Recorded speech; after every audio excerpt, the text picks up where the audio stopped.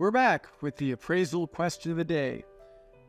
Mike, if I was going to provide a seller with a home appraisal checklist, what should I provide? Yeah, so as a real estate agent, you want to give your client the best chance of succeeding in getting that house to closing. And one of the big cogs in that whole process is the appraisal.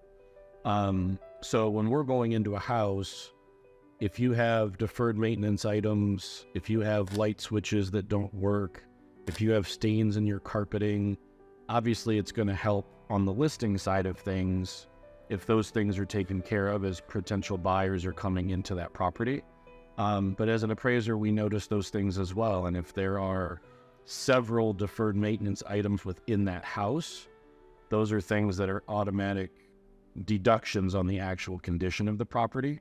So I would take care of if you're lacking handrails, if you have broken windows, you have chipping or peeling paint, you have stains in the carpeting, you have drywall repairs that need to be made.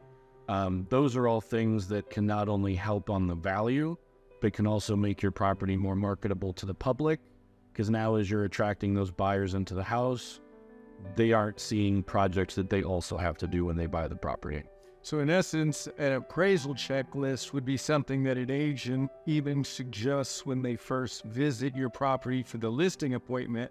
Because if you're going to do it for the appraisal, you might as well get it done prior to listing. Yes. To maximize the marketability, which also maximizes the value. Yeah, and I also believe agents that are educated on how appraisers view the property. So for instance, bedrooms that are in the basement, bathrooms that are in the basement, ceiling heights and attics and things like that, to be able to accurately portray the property to the public in the MLS is a huge advantage for agents who have that knowledge to be able to represent the property properly to the public.